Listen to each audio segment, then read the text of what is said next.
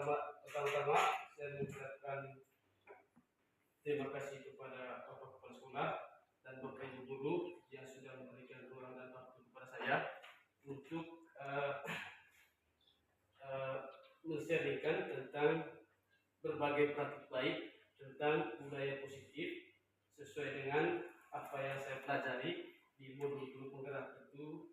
Topiknya itu tentang budaya positif.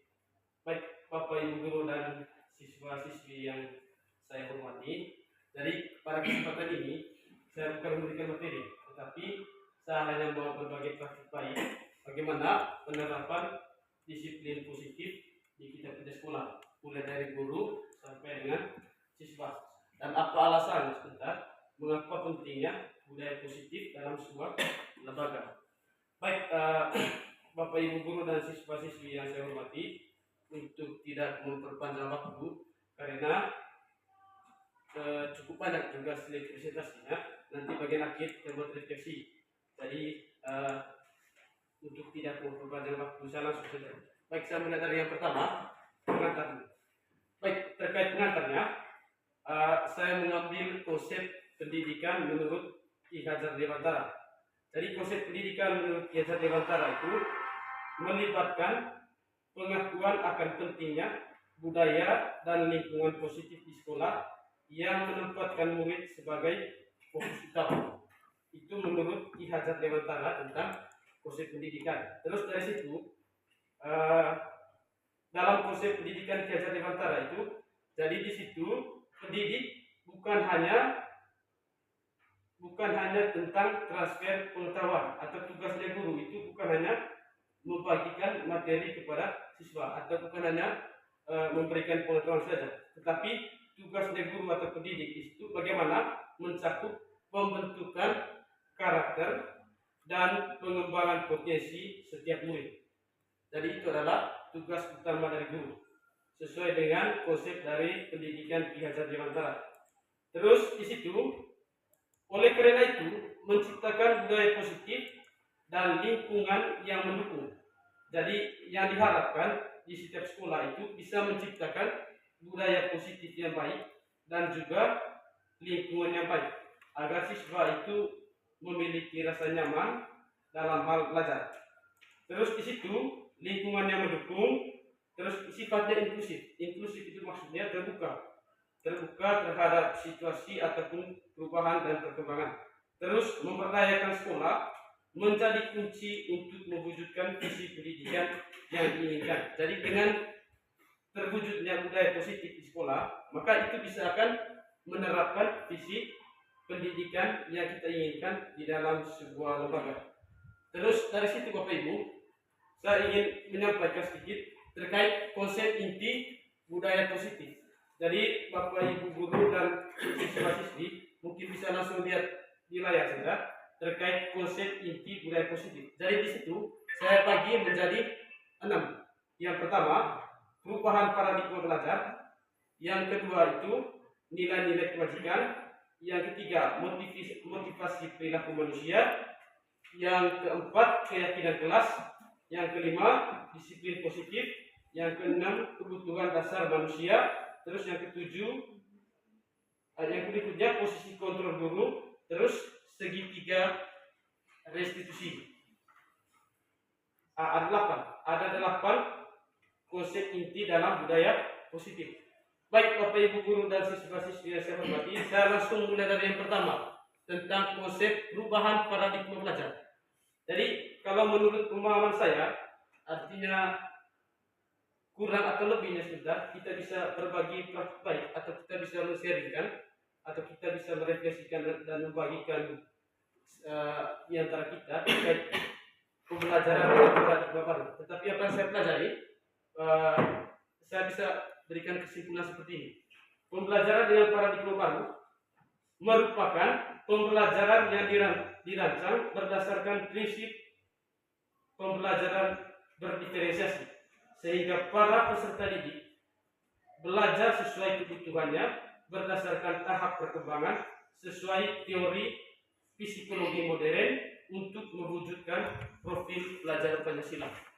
Dan menurut saya, pembelajaran dengan paradigma baru itu salah satu hal yang perlu diterapkan oleh guru itu adalah pembelajaran berdiferensiasi atau pembelajaran yang sesuai dengan kebutuhan, minat atau bakat peserta didik. Dan kalau menurut saya, salah satu rancangan untuk menerapkan pembelajaran diferensiasi agar kita bisa mengetahui kebutuhan belajar itu dengan menggunakan asesmen awal. Terus apabila kita menerapkan pembelajaran diferensiasi, maka itu akan mewujudkan profil pelajar Pancasila. Baik, yang berikutnya saya minta kepada siswa-siswi untuk menyampaikan sedikit profil pelajar Pancasila atau profil pelajar Pancasila yang mau Anda kedepankan berdasarkan apa yang Anda lihat di layar itu seperti apa. Saya minta komentar dari siswa-siswi. Kira-kira profil pelajar Pancasila di situ ada berapa ya? Ya, pelajar Pancasila yang Anda mau kembangkan ke depan itu seperti apa? Mandiri. Oke, yang lain? Kreatif. Terus? Gotong royong. Terus yang lain? Baik, kita langsung yang pertama. Yang pertama itu profil pelajar Pancasila yang pertama, beriman, bertakwa kepada Tuhan yang Maha Esa dan berakhlak mulia. Baik, saya mau tanya kepada siswa, beriman dan bertakwa kepada Tuhan yang Maha Esa dan berakhlak mulia itu berkaitan dengan nilai apa? Nilai agama dengan nilai? Yang beriman dan bertakwa itu nilai apa? Nilai agama atau nilai religi. Sedangkan nilai berakhlak mulia berkaitan dengan karakter. Terus profil pelajar Pancasila yang kedua, mandiri. Tahu mandiri itu? Artinya bagaimana Anda bertanggung jawab. Salah satu contoh bagaimana Anda menerapkan tentang profil pelajar Pancasila yang mandiri itu, salah satu contohnya ketika guru memberikan tugas kepada Anda, maka Anda harus bertanggung jawab. Baik, contoh yang profil pelajar Pancasila itu berikutnya, bernalar kritis. Maksudnya bernalar kritis itu? Baik, menurut siswa. Artinya Anda bisa menyarikan informasi.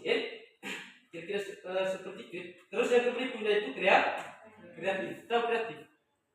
Bagaimana Anda bisa menciptakan sesuatu melalui produk, karya ataupun proyek. Jadi itu yang dikembangkan ke depan itu dalam proses pembelajaran. Terus yang berikutnya di situ adalah bergotong royong. Tahu bergotong royong? Baik, saya mau tanya kepada siswa, apakah Anda di kelas itu sering menjalankan nilai gotong royong? Sering. Pasti ya? Baik, itu berkaitan dengan pembelajaran dengan paradigma baru yang harus dilakukan oleh guru itu tadi, pembelajaran diferensiasi. Terus yang harus ditekankan oleh siswa itu adalah profil pelajar Pancasila. Baik, Bapak Ibu guru dan siswa-siswi, saya lanjut sedikit tentang ini. Tentang miskonsepsi tentang teori kontrol. Baik, saya ambilnya di situ ada dua. Saya pakai ilusi saja. Ilusi yang pertama, guru mengontrol murid. Ada penjelasan dari sebelah. Ilusi bahwa kritik dan membuat rasa bersalah mampu menguatkan karakter. Jadi ketika guru memberikan kritikan atau menyadarkan Anda akan kesalahan yang dilakukan oleh siswa, itu adalah bagian dari penguatan karakter agar siswa itu bisa berubah. Terus yang kedua, ilusi yang kedua bahwa semua penguatan positif, efektif dan bermanfaat.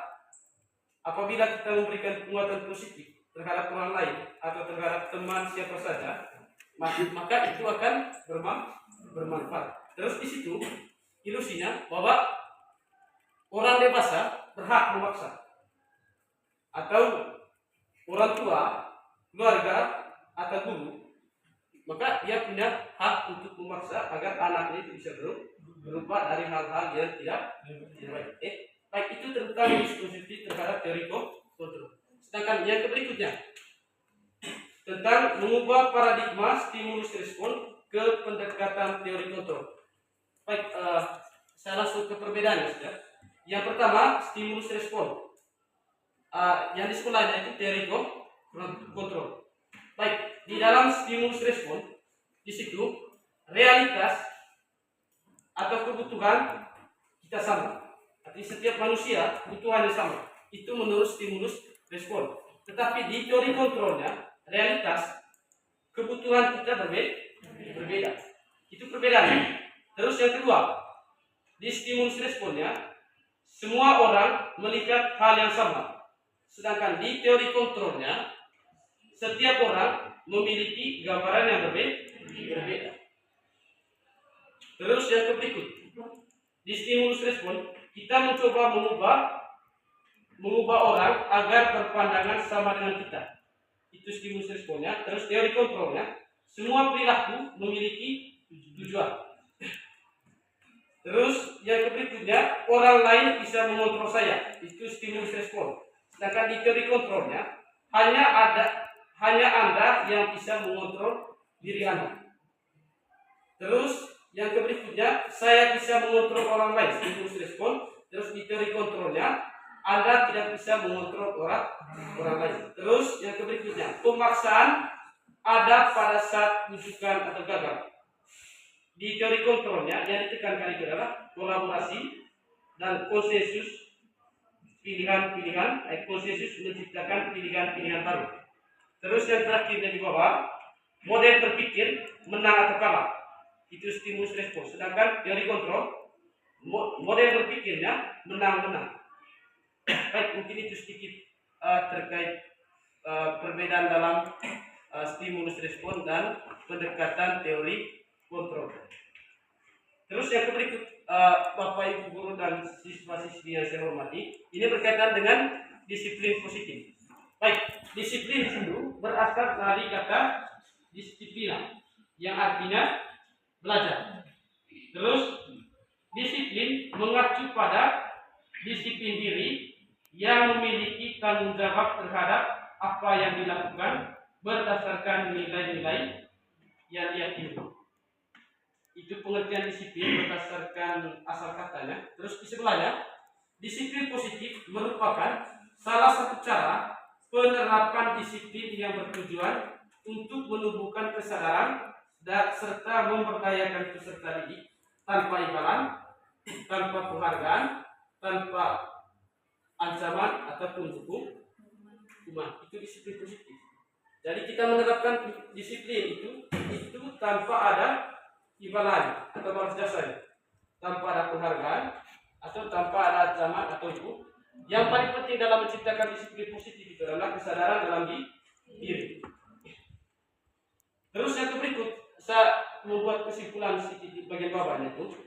Sebagai pendidik, tujuan kita adalah menciptakan peserta didik yang memiliki disiplin diri sehingga mereka berperilaku mengacu kepada nilai-nilai kebijakan universal dan memiliki motivasi intrinsik dalam perubahan perilaku ke arah yang lebih baik. Itu kesimpulan menurut saya terkait bagaimana arti dan penerapan disiplin positif, baik bagi guru maupun bagi siswa. Terus yang berikutnya, Bapak Ibu guru dan siswa-siswi, saya sedikit menyampaikan karena di bagian depan tadi ada di kesimpulan akhir itu tadi ada tentang nilai-nilai kebijakan, maka saya bahas itu sedikit. Terus nilai-nilai kebijakan, arti dari nilai kebijakan menurut saya adalah nilai yang disepakati bersama, lepas dari suku bangsa, agama, bahasa maupun latar belakang. Jadi itu yang berkaitan dengan nilai kebijakan atau nilai yang sudah disepakati secara bersama. Terus ada contohnya di bawah. Contoh nilai kebijakan dalam institusi atau organisasi. Yang pertama, profil pelajar Pancasila. Yang kedua di situ IBO. IBO ini Bapak Ibu guru dan siswa-siswi. Saya dapat dari refleksi modul 1.4 tentang budaya positif. Terus yang ketiga di situ adalah keterampilan hidup atau life skill. Baik, saya mulai dari contoh nilai kebijakan tentang profil pelajar Pancasila. Jadi di situ nilai kebajikannya pertama, beriman dan bertakwa kepada Tuhan yang Maha Esa dan berakhlak mulia. Terus berkebijakan global, gotong royong, mandiri, kreatif dan bernalar kritis. Kalau itu tadi sudah. Terus di IBO-nya di situ, ini yang perlu siswa-siswi harus pahami. Yang pertama toleransi. Toleransi itu sangat penting. Bagaimana kita saling menghargai. Terus rasa hormat atau saling menghargai. Terus integritas. Integritas, mandiri, menghargai, antusias, empati, keingintahuan, kreativitas, kerjasama, percaya diri, dan komitmen. Terus di sebelahnya itu keterampilan hidup. Dapat dipercaya, lurus hati, pendengar yang aktif, tidak merendahkan orang lain, dan memberikan yang terbaik dari diri. Terus yang berikutnya berkaitan dengan kebutuhan dasar manusia. Jadi kebutuhan dasar manusia adalah segala sesuatu yang kita lakukan untuk mendapatkan apa yang kita inginkan. Seluruh tindakan yang kita lakukan memiliki tujuan tertentu, dan semua usaha terbaik yang kita lakukan adalah dalam rangka agar kebutuhan dasar kita terpenuhi dengan baik. Itu berkaitan dengan pengertian kebutuhan dasar manusia. Sekarang saya sini sedikit. 5 kebutuhan dasar manusia. 5 kebutuhan dasar manusia. Yang pertama menurut saya berdasarkan refleksi dasar modulnya, yang pertama kebutuhan dasar yang paling pertama itu adalah bertahan hidup. Yang kedua kasih sayang dan rasa diterima. Terus penguasaan, kebebasan, dan kesenangan.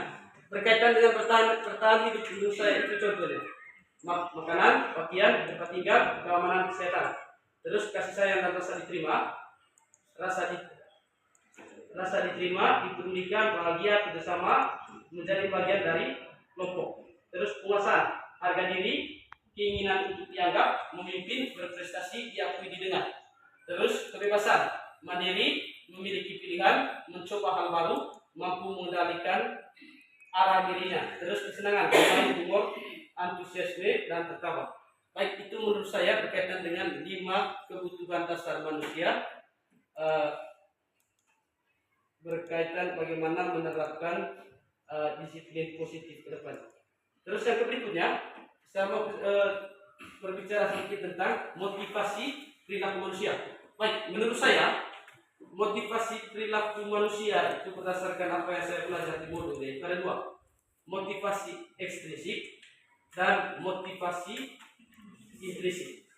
Baik, Bapak Ibu guru dan siswa-siswi, saya mulai dari motivasi ekstrinsik yang berada dari luar diri. Di situ menurut saya motivasi ekstrinsik itu berkaitan dengan untuk menghindari ketidaknyamanan atau hukuman. Kita menjalankan suatu aturan itu untuk menghindari hukuman atau sanksi. Terus di situ masih berkaitan dengan motivasi ekstrinsik. Di situ kita menjalankan sesuatu atau kita mengikuti aturan untuk mendapatkan imbalan atau penghargaan dari orang lain. Itu motivasi ekstrinsik berkaitan dengan perilaku manusia. Sekarang yang berikutnya motivasi intrinsik dalam diri. Dan kalau menurut saya motivasi intrinsik ini di situ pengertiannya untuk menjadi orang yang mereka inginkan dan menghargai diri sendiri dengan nilai-nilai yang mereka percaya. Atau motivasi intrinsik dari dalam diri ini tanpa dipengaruhi oleh unsur-unsur dari luar seperti aturan atau sanksi, tapi itu benar-benar bagaimana kesadaran dalam dirinya untuk menghargai diri sendiri. Terus yang berikutnya Bapak Ibu dan siswa-siswi, saya mau menyampaikan sedikit terkait hukuman, konsekuensi, dan restitusi. Menurut saya, berdasarkan pemahaman saya, hukuman itu sifatnya tidak terencana atau tiba-tiba. Ketika kita melanggar, maka langsung mendapat hukuman atau sanksi. Terus yang kedua, hukuman di situ murid tidak tahu apa yang akan terjadi atau tidak dilibatkan dalam menjatuhkan hukuman atau sanksi. Di situ posisi murid tidak dilibatkan, maka sifatnya itu tadi tiba-tiba. Terus hukuman di situ sifatnya bersifat satu arah, langsung ke hukuman tanpa ada komunikasi. Terus yang berikutnya berupa fisik atau psikis dalam lingkungan. Itu berkaitan dengan hukumannya, sedangkan konsekuensinya di situ menurut saya itu terencana. Artinya adanya satu hukuman pasti didasarkan pada suatu tahap perencanaan. Misalnya siswa melanggar karena ada sudah perencanaan berkaitan dengan aturan dan sanksinya. Terencana atau disepakati sesuai peraturan. Terus murid tetap dibuat tidak nyaman. Terus sikap guru memonitor murid selalu. Maksudnya di situ sikap guru itu hanya mengontrol murid atau mengatur murid sehingga tidak ada kebebasan, sehingga sifatnya itu hanya satu arah. Terus yang berikutnya Bapak Ibu guru dan siswa-siswi, saya masuk ke restitusi. Di situ restitusi proses menciptakan kondisi bagi murid untuk memperbaiki kesalahan. Itu menurut saya restitusi. Yang kedua, proses yang kolaboratif mengajarkan murid untuk mencari solusi sendiri. Baik, itu menurut saya berkaitan dengan arti dari restitusi berdapat berdasarkan apa yang saya belajar. Baik, sedikit saya minta refleksi dari Bapak Ibu guru dan siswa-siswi sebentar. Selama ini yang kita jalankan dari ketiga model itu, kira-kira model apa? Apakah hukuman? Apakah konsekuensi? Apakah restitusi? Baik, saya minta refleksi dari Bapak Ibu guru dan siswa-siswi terkait dari ketiga kategori itu tadi. Kira-kira yang kita lakukan selama ini itu masuk dalam kategori apa? Baik, waktu dan kesempatan saya persilakan. Baik, kalau di sekolah kan kita itu ketiga-tiganya masih dilakukan, baik hukuman, konsekuensi maupun restitusi. Karena mungkin ya kita pendidikan di anak di rumah itu kan berbeda-beda. Jadi mungkin di rumahnya ada yang sudah tertata baik secara hukum atau secara dididik secara restitusi. Jadi ini kita tinggal melanjutkan restitusi. Ternyata di rumah juga melakukan tindakan hukuman. Mungkin di sini kita akan melakukan konsekuensi yang tidak langsung ke restitusi. Jadi semua tiga tahapan itu di sini juga mengadil, karena setiap kasus pasti memiliki prosedur yang berbeda-beda. Baik, terima kasih dari para Pak. Kita berikan tepuk tangan kepada para Pak. Baik, menurut para Pak tadi bahwa di kita punya sekolah itu masih menjalankan ketiga itu, hukuman, konsekuensi, dan restitusi. Karena itu dipengaruhi oleh latar belakang. Saya langsung masuk ke sini sedikit. Ini untuk gurunya. 5 posisi kontrol guru. Jadi 5 posisi kontrol guru di situ. Yang pertama, penghukum. Yang kedua, pembuat merasa bersalah. Yang ketiga, teman. Yang keempat, pemantau. Yang kelima, manajer. Itu 5 posisi kontrol dalam penerapan restitusi. Sekarang saya masuk sini sedikit.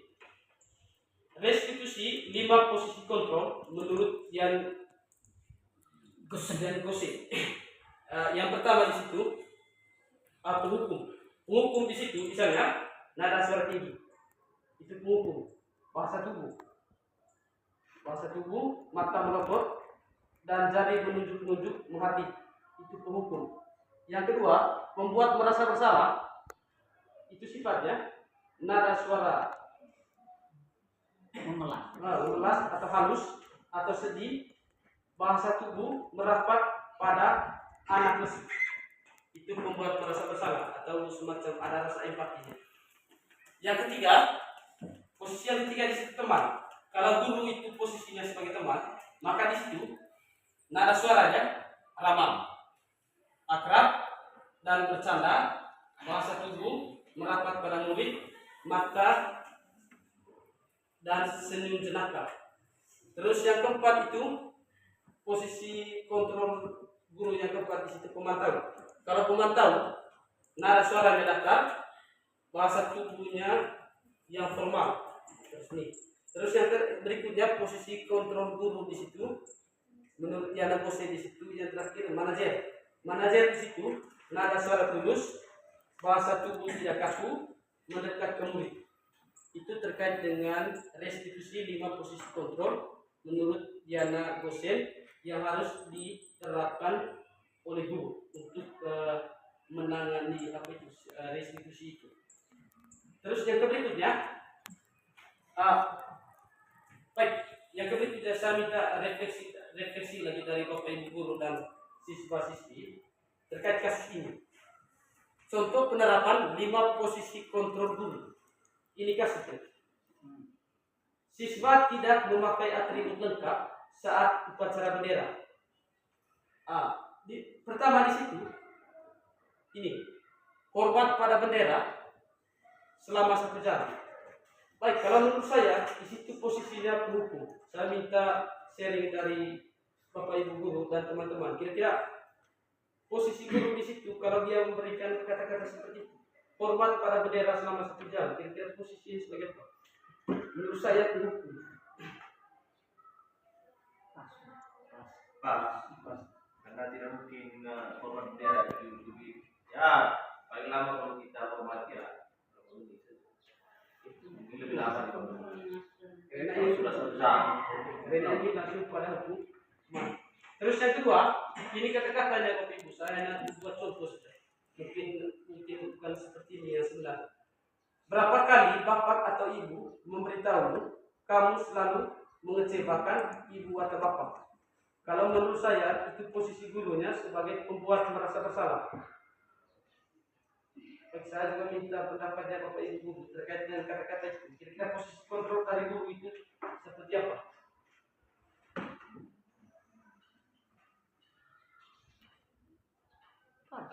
Karena di situ kata-kata kamu selalu mengecewakan bapak ibu, jadi membuat si anak itu dikira salah terus. Nah, gitu. Tidak ada benarnya di dalam. Nah, ini yang berikutnya Bapak Ibu, masih berkaitan dengan penerapan 5 posisi kontrol guru. Itu kata-katanya, ayo dong ikuti arahan sekolah, tolong bantu ibu atau bapak ya sekali ini. Ya sudah tidak apa-apa. Lain kali jangan sampai berbuat seperti ini lagi. Baik, kalau menurut saya ini posisi guru sebagai teman. Karena dia memberikan ajakan. Mungkin ada pendapat lain.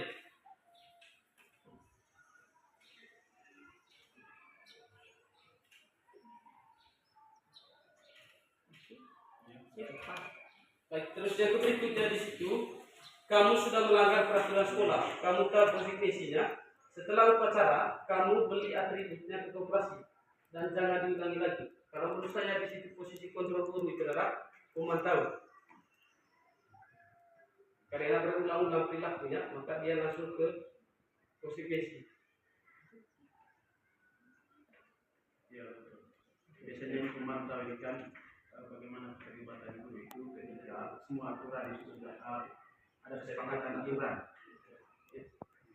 kesepakatan aturan antara guru dan murid, sehingga kalau kamu melanggar ini konsekuensinya ini, sehingga duduknya sini nanti kita sebagai pemantau.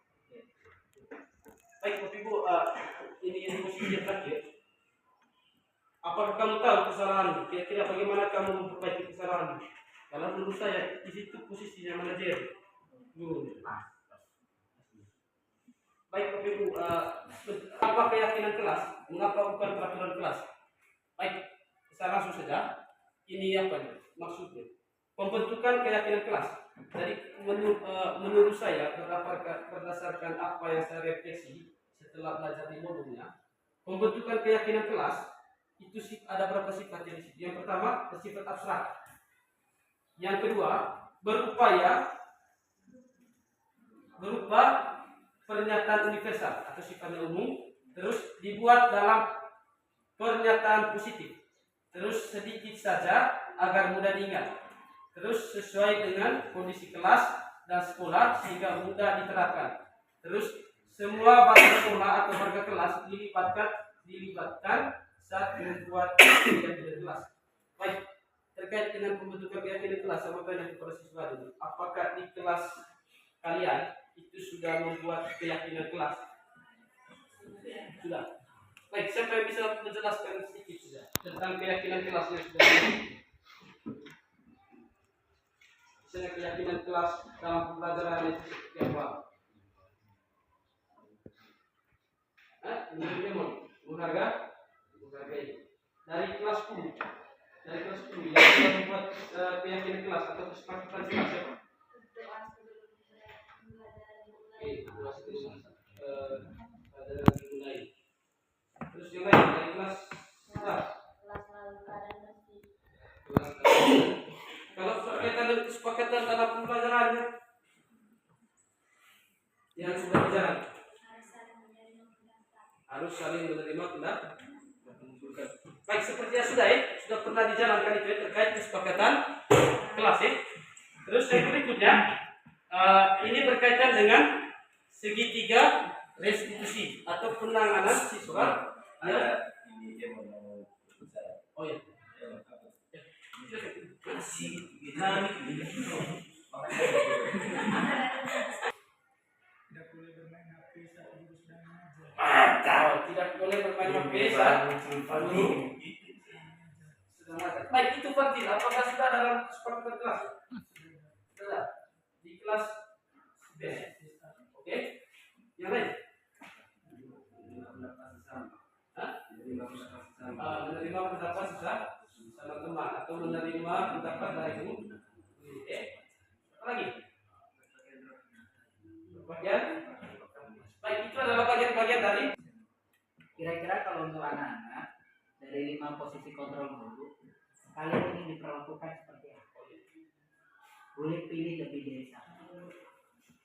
Apa gurunya ingin sebagai penghukum, pembuat masalah bersalah, atau sebagai teman, atau pemantau, atau sebagai manajer? Bisa pilih dari satu. Sebagai teman ya? Teman. Kalau Apalagi? pilih sebagai teman siapa? Teman. Terus, apalagi kira-kira? Bisa pilih lebih dari satu. Pemantau. Begitu pemantau. Semuanya. Semua ini. Kalau dari itu apa? Rekomendasinya mana? Baik, kalau untuk saya di Paramat saya ke bagian tengah itu teman. Teman. Iya. Oke, saya tambahin ya. Jadi, 5 posisi kontrol guru itu sebenarnya semuanya pernah dilakukan kita di sekolah ini. Akan tetapi ada efek-efek yang mengakibatkan ke peserta ini. Kalau bisa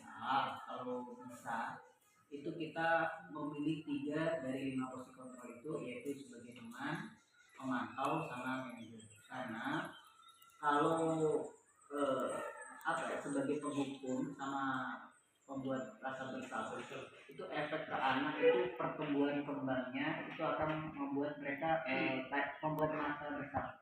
Karena saya ini nggak pernah benar dari sekolah ini.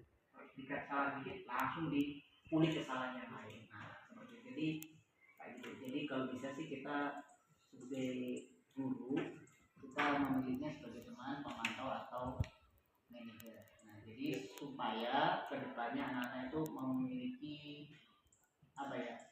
cara berpikir yang lebih positif lagi untuk masa depan. Begini, kalau penghukum sama merasa bersalah itu mungkin ada, tapi kalau bisa dikurangi.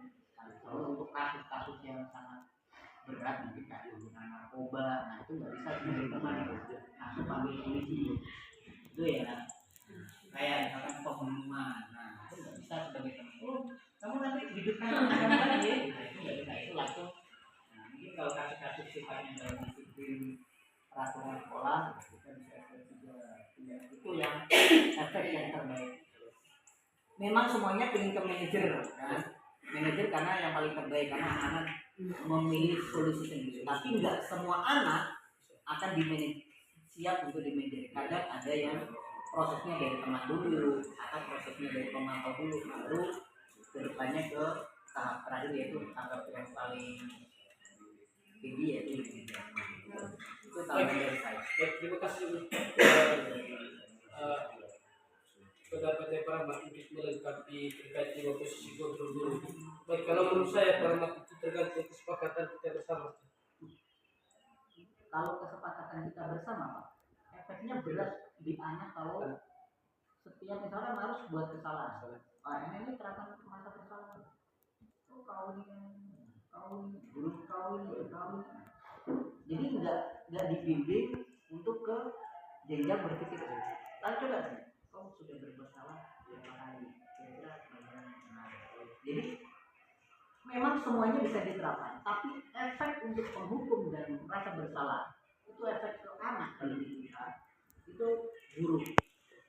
Efeknya ya, bisa diterapkan bisa, tapi efeknya akan buruk karena walaupun bukan anak didik ya, anak yang kecil aja itu kalau berbuat salah misalkan pecahan dia kalau kalau saya itu ya sudah nanti beli lagi ya kali ya jadi efek kedepannya itu yang secara psikologisnya yang sebagai penghukum sama merasa bersalah itu efek psikologisnya itu lebih efek psikologisnya negatif. Sedangkan ketiga-tiganya itu efek psikologisnya positif. Bukan masalah perbaikan karakter, tapi psikologisnya. Kita juga sama sih sebagai guru kalau ditegur sama atasan, kalau kita dilakukan kerjaan kan dilakukan sebagai rasa bersalah. Padahal telat sebenarnya sekali lambat, nggak masuk kelas lagi, yang nggak sesuai. Kapan mau psikologisnya dipengaruhi. Mungkin ada tambahan dari Bapak Ibu guru ya, mungkin ada tambahan yang benar apa yang disampaikan oleh Pak Ahmad. Jadi kalau menurut saya dari kelima pos kontrol itu semuanya baik, hanya punya kelebihan dan kekurangan. Jadi jangan sampai nanti kita dihadapkan pada situasi salah memahami. Itu yang pusing ketika masing-masing kita termasuk anak-anak juga salah memahami ini. Jadi Pak Karama sudah jelaskan bahwa jadi misalnya untuk kategori kasus yang ringan mungkin ya kita bisa menggunakan itu, tapi untuk kasus yang misalnya kasus yang sampai narkoba, sampai bakar sekolah misalnya, itu konsekuensinya lain sudah. Jadi itu tergantung. Jadi masing-masing punya kelebihan dan kekurangan. Misalnya kita fungsi kontrolnya di hukum itu memang berdasarkan kasus yang bagaimana dan itu dari saya. Baik, terima kasih kepada Pak Iki dan kawan-kawan. Sedikit saja dari saya. Ya yang paling dominan, yang paling banyak dipilih itu mungkin tengah sudah ya. Kalau dari siswa teman ya, berbicara tentang teman sejabat, ya sebaik-baiknya pasti ada buruknya. Jadi tergantung situasi dan semuanya tergantung situasi. Jadi pilihan terbanyak di situ baik oleh guru maupun siswa adalah teman. Tapi definisi teman itu sangat tergantung pada kondisi kita saat itu. Ya, berada di kelas, berada di masyarakat, berada di lingkungan sekolah, itu sangat tergantung pada kebutuhan. Yang paling kejam di situ mungkin penghukum ya. Saya pikir juga tergantung kondisi kita saat itu.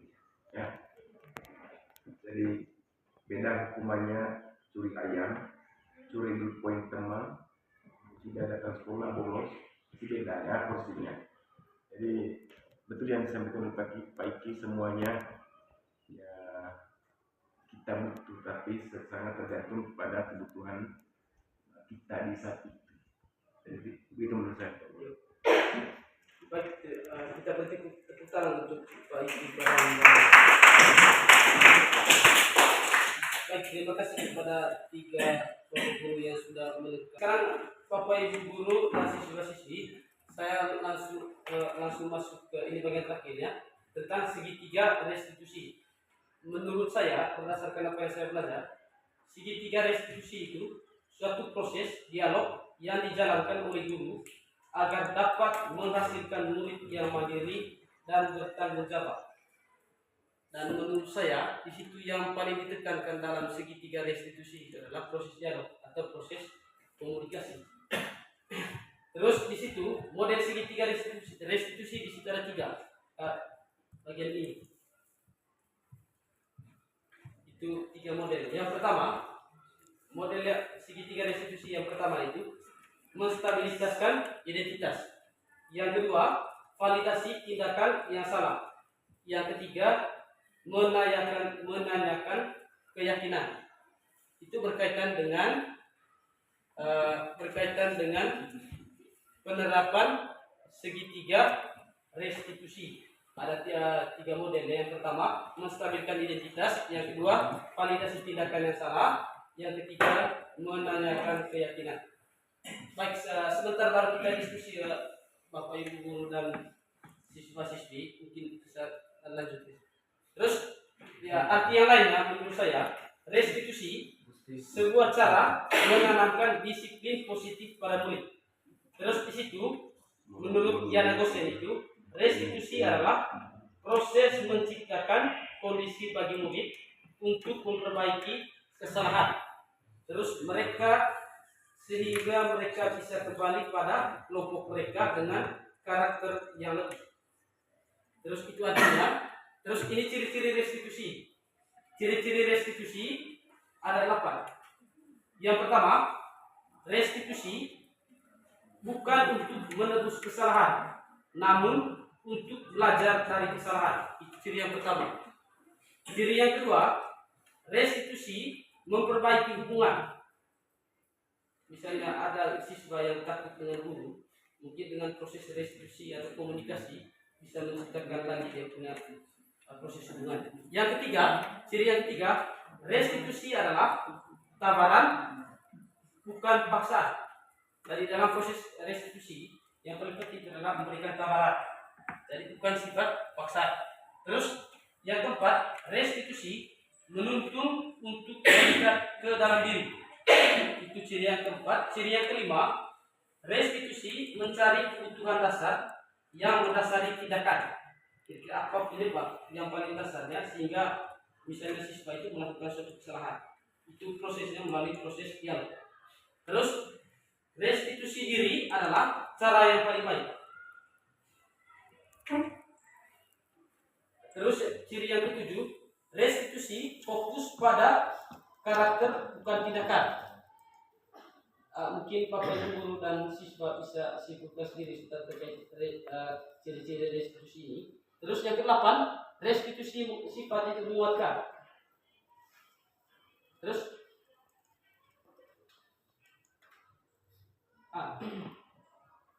terus Bapak Ibu, saya menjelaskan sedikit terkait segitiga restitusi tadi, menstabilitaskan identitas, terus validasi tindakan dan menanyakan keyakinan. Ini menurut saya tentang menstabilkan identitas. Jadi ada pertanyaan di situ sebentar. Ini menurut saya berkaitan dengan menstabilkan identitas terkait segitiga restitusi. Pertama, berdasarkan prinsip membuat kesalahan adalah bagian dari proses pembelajaran. Menurut saya itu yang dimaksudkan dengan menstabilitaskan identitas. Prinsipnya berdasarkan membuat kesalahan, terus prosesnya itu bisa belajar dari kesalahan itu. Terus pertanyaannya untuk proses menstabilitaskan identitas itu misalnya itu pertanyaannya, berbuat salah itu wajar. Misalnya ada siswa yang bermasalah atau ada menyebarkan pemahaman budaya positif. Penutupnya di situ, dalam penerapan program disiplin positif, hendaknya guru memiliki standar kepribadian, profesional dan sosial yang baik, di mana guru mampu merefleksikan diri dalam posisi kontrol saat ini. Bagaimana perjalanan dirinya sebagai among. Jadi among di situ sebagai manajer yang menuntun murid-muridnya menjadi insan yang mandiri, merdeka dan bertanggung jawab. Ini berdasarkan standar nasional pendidikan. Baik, Bapak Ibu guru, siswa-siswi, mungkin itu saja yang perlu saya sampaikan tentang berbagai praktik baik tentang budaya positif. Kesempatan selanjutnya saya berikan kepada Bapak Ibu guru dan kepada siswa untuk merefleksikan seperti apa penerapan budaya positif atau disiplin positif dan juga penerapan segitiga restitusi yang sudah kita jalankan selama ini. Atau dari siswa juga mungkin bisa men-sharingkan bagaimana pentingnya budaya positif atau disiplin positif bagi diri Anda. Kesempatan selanjutnya saya berikan kepada Bapak Ibu guru dan siswa-siswi untuk bisa merefleksi sedikit. Saya merasa sangat senang karena dengan materi yang telah disampaikan Pak Buna yang membuat saya sedikit memahami tentang pentingnya penerapan budaya-budaya positif.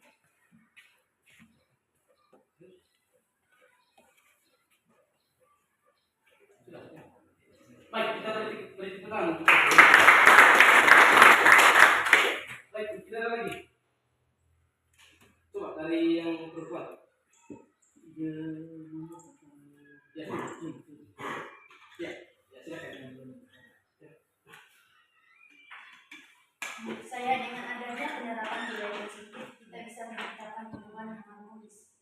Baik, dengan adanya budaya positif kita bisa menciptakan budaya yang harmonis ya, baik sesama teman dengan bu. Baik, bisa berikan tepuk tangan. Baik, yang berikutnya. Baik, satu lagi laki-lakinya, satu lagi perempuan. Coba. Ya. Baik. Ya, siap.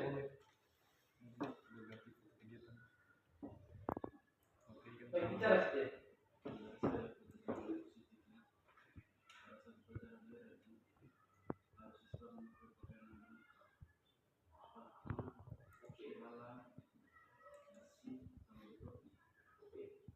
Baik, terima kasih. Yang berikutnya. Ya, Dengan adanya penerapan budaya positif, kami para siswa akan menjalankan tugas dengan rasa tanggung jawab. baik, bagus. Oke. Ya. Ya. Tidak. Ya.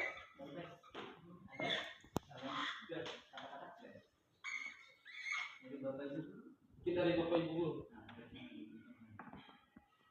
Kita dari Padi.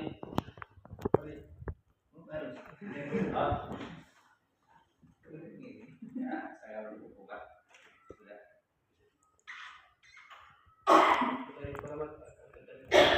Dari Paris mungkin.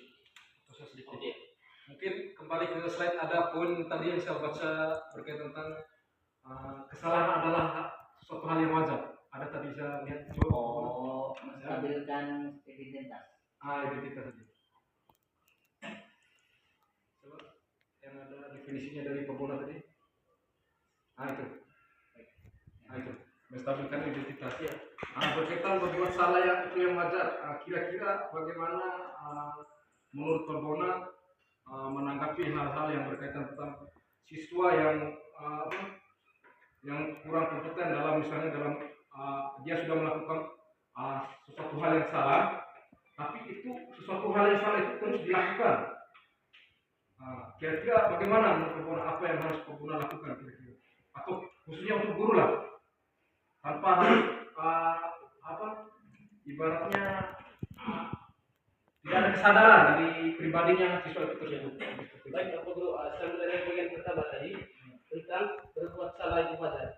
Karena menurut saya, setiap manusia itu pasti dia berbuat salah dan tidak pernah luput dari itu.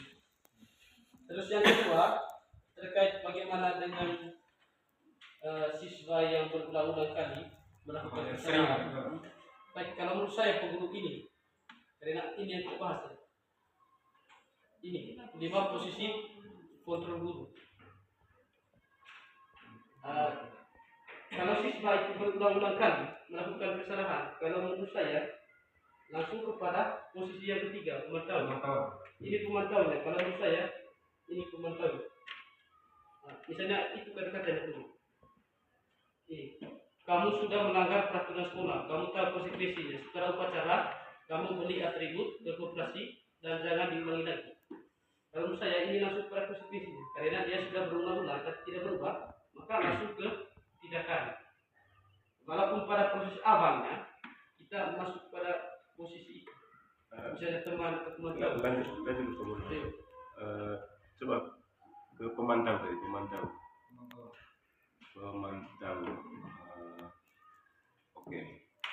Maksudnya gini Pebona, jadi mungkin kita masalah yang real sudah. Konsekuensi dari pemantau tadi apa jawabannya? Misalnya melanggar peraturan sekolah, konsekuensinya apa? Setelah upacara kamu beli atribut. Di sini kan tidak bisa diterapkan di sini. Kira-kira apa yang cocok untuk SMA yang borong kira-kira? sesuai dengan kondisi kita. Ya, ada anak yang melanggar peraturan sekolah. Kenapa? Mungkin bisa dikondisikan sesuai dengan situasi real di SMA Negeri Bawang. Kita kan tidak punya koperasi. Atau bagaimana maksudnya? Setelah upacara, kamu beli atributnya ke koperasi. Semuanya bukan beli di koperasinya, tapi suruh beli atributnya. Nah itu yang ditekankan. Kalau misalkan ada kalimat anak-anak yang melanggar beberapa kali, berarti bukan kata itu yang dipakai lagi, bukan apa itu tadi? Seperti apa? Bukan ada di mana, itu kan secara umum untuk semua daerah yang ada di Indonesia. Jadi ya berlaku seperti itu. Tapi kalau untuk kita punya daerah di sini Pak, Una itu lima fungsi itu ya kita lakukan itu kan sesuai dengan kondisi sekolah. Jadi untuk yang sebagai teman ya di sini dia, karena kalau kita posisi kita sebagai teman juga kadang anak-anak juga menganggap kita teman. Jadi mereka juga buatnya kelewatan. Jadi ya kita jadi ya harus sesuai dengan kondisi yang ada di sekolah itu. Jadi tidak bisa memilih yang mana. Baik, terima kasih Bu. Dari 5 posisi kontrol dia, tergantung kita masing-masing. Kita pembinaan. Tidak memaksa. Baik, mungkin ada lagi dari Bapak Ibu Guru. Oke, masih berkaitan dengan 5 posisi kontrol guru. Kira-kira yang bagus diterapkan di sini kira-kira mana? 5 posisi kontrol guru. Terus dari kelima posisi kontrol ini Dari Paris tadi, dari 5 posisi kontrol ini, posisi kontrol apa yang perlu kita terapkan di sekolah? Yang Itu pertama. Terus yang kedua dari Paris tadi, maksudnya kita sama-sama sayang. oleh. Tapi tumpuan yang bukan ke saya. Iya. Terus Saya mungkin sudah dijawab di sebelum Paris masuk. Jadi tidak perlu. Jadi untuk sekolah kita lah ada semua 5 itu. Tapi memang porsinya tergantung situasi kita pada saat itu. Dan bertentangan dengan aturan sekolah. Ya. Kalau saya sih, kalau yang seharusnya diambil itu ada 3, teman, pemantau, dan manajer. Akan tetapi itu kan nanti sifat psikisnya itu bersifat positif daripada kita mengambil sikap posisi kontrol sebagai penghukum dan pembuat merasa bersalah. Karena efek dari kedua posisi kontrol tersebut biasanya membuat peserta didik itu secara psikisnya negatif. Dalam artian gini, kalau misalkan anak disuruh membuat suatu misalkan gawang ya, gawang, ternyata ada kesalahan buat ukuran gawang. Tuh ini lu ukuran gitu aja nggak bisa. Nah, jadi si anak itu merasa capek-capek kerja sudah dimarahin, kita suruh kulit, disuruh lagi lah intinya. Saya nggak mau disuruh lagi. Nah, efek itu yang seharusnya dihindari. Seharusnya posisi kontrolnya coba katanya saya ada salah ukur, ayo kita perbaiki. Nah, seperti itu artinya efek psikologisnya itu kalau anak diminta bantuan tolong orang lain, dia merasa nyaman. Masih ada rasa nyaman daripada akhirnya dia takut untuk kalau diminta tolong orang lain. Boleh dilakukan, tapi kalau bisa dikurangi.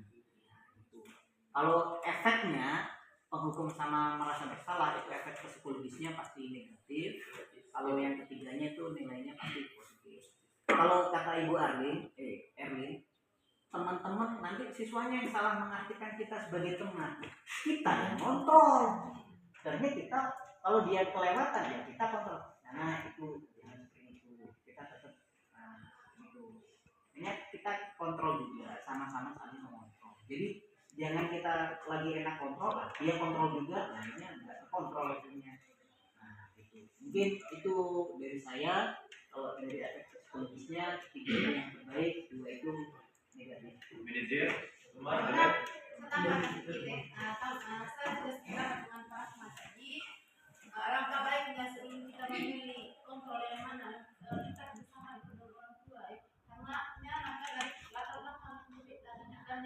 tidak semua anak itu bisa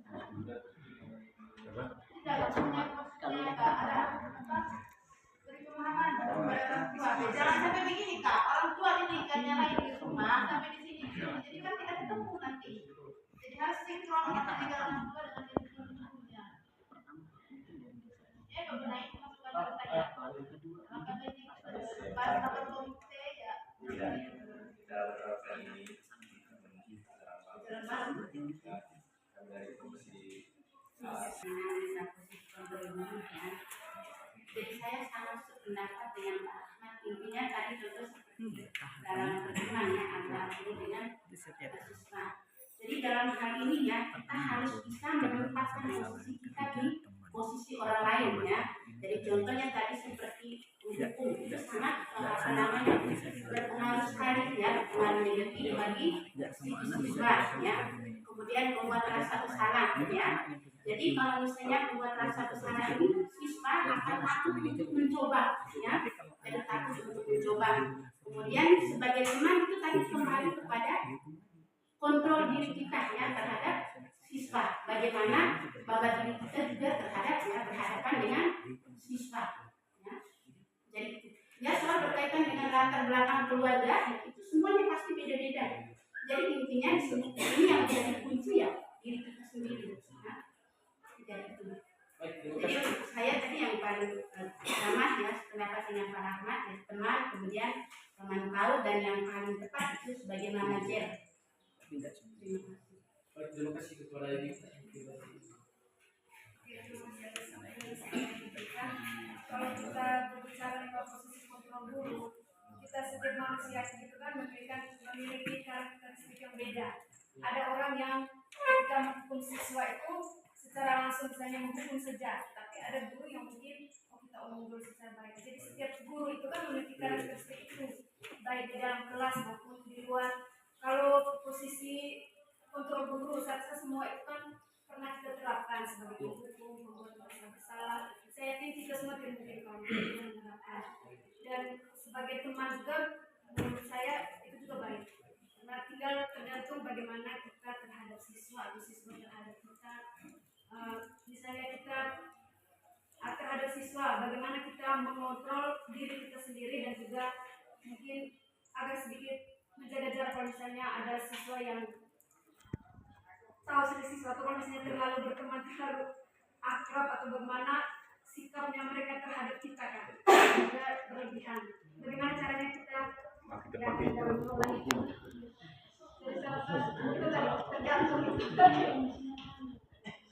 apalagi kan latar belakang siswa berbeda. Ada yang memang dari rumah memang sudah dari orang tuanya sudah yang mengajarkan hal ini yang baik, hal ini yang tidak baik. Ada juga yang orang tuanya juga malas tahu kok anak sudah di sekolah, sudah nanti di sekolah seperti apa. Tinggal tergantung fungsi kita sebagai guru dan siswa. Baik, terima kasih kepada Ibu Arli. Tidak topik dari baik, terima kasih.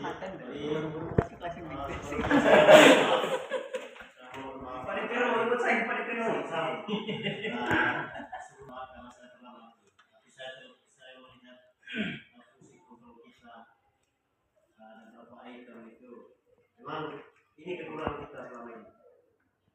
Kadang kita sebagai peserta, kadang kita menghukum anak itu tanpa sebab akibatnya. Jadi rasanya kita harus belajar anaknya. Jangan sampai kita langsung hukum anaknya nanti akan iya, ulangan. Saya pendapat tadi apa yang disampaikan dengan Erwin tadi itu, ya kita harus miliki bagaimana latar belakang dari anak tersebut. Yang keduanya itu, jangan sampai di sini. Kadang-kadang anak disuruh kerja tugas, mungkin karena apa? Tugasnya terlalu banyak. Kira-kira apa latar belakang? Inilah kurang fungsi kontrol kita selalu lemah. Saya harap dengan seperti ini kita harus perbaiki bersama. Dan nanti ini kita harus bahas dengan orang tua supaya kita bisa kerjasama dengan orang tua. baik, terima kasih kepada Martin yang sudah memberikan. Baik, Bapak Ibu Guru, siswa-siswi mungkin masih ada yang mau sharing atau refleksi atau yang mau berbagi kata baik. Saya pacarnya. Yang memang menurut saya belum penting apa yang Pak Rahmat sampaikan pada kalau mengenai pembuat merasa bersalah itu tergantung dari kondisinya, karena jangan sampai begini, kami sebagai murid itu mungkin 1-2 kali lah contohnya buat salah, terus karena kami selalu tertekan itu yang membuat kami ragu, karena kami berpikir apa yang kami lakukan itu serba salah dan jangan sampai itu terjadi. Terus kalau di bagian penghukumnya yang memang penting untuk menghukum, karena prinsipnya kami sebagai murid kalau berbuat salah tanpa dihukum otomatis kami bertindak seenaknya. Jadi kalau berbicara tentang hukum ini ada baiknya begini, sesuai dengan apa yang kami lakukan, pelanggaran apa yang kami lakukan. Baik, terima kasih kepada Mas.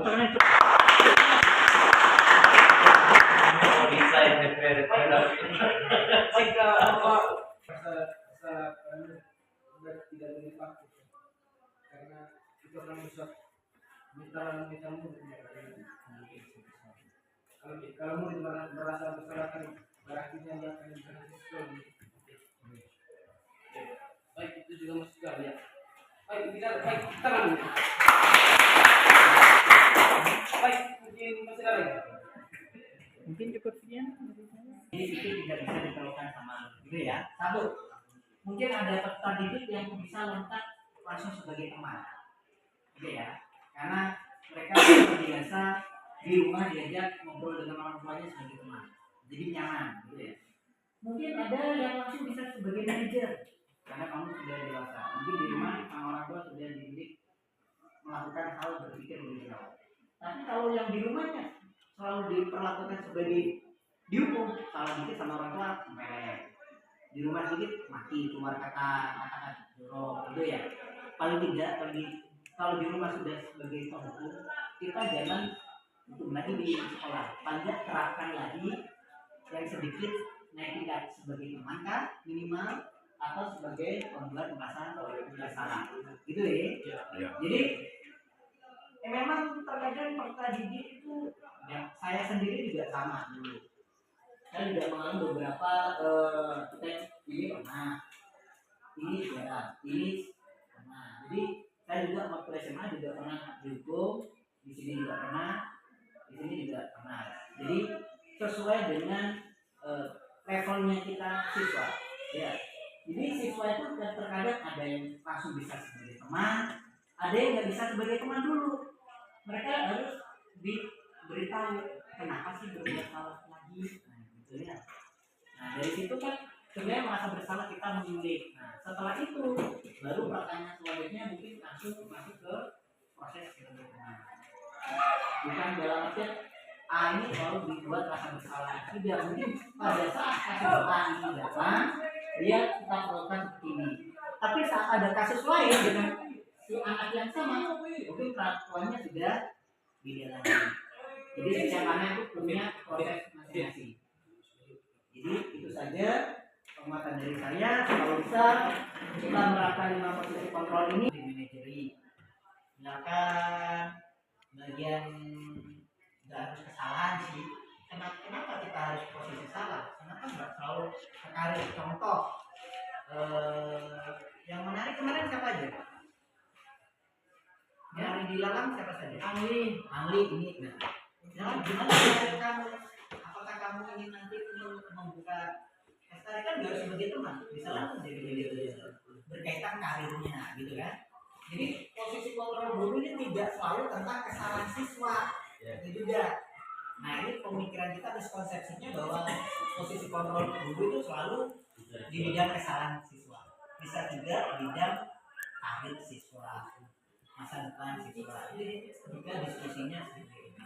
Itu saja untuk dari saya. Jadi tidak selalu posisi kontrol ini berkaitan dengan masalah siswa atau pelanggaran, bisa juga berkaitan dengan karir. Oke, itu saja penutup dari saya. Terima kasih. kembalikan ke Pak Guna untuk memberikan penutup yang terakhir. Mungkin dari peran. Mungkin tahun depan hanya mungkin kita siswa ini tadi dengan semua siswa ini boleh atau minta 10 saja. Hanya 10 aja. Tapi memang sebaiknya semua peserta ditahu. Itu sudah saya. Nanti bisa disebarkan.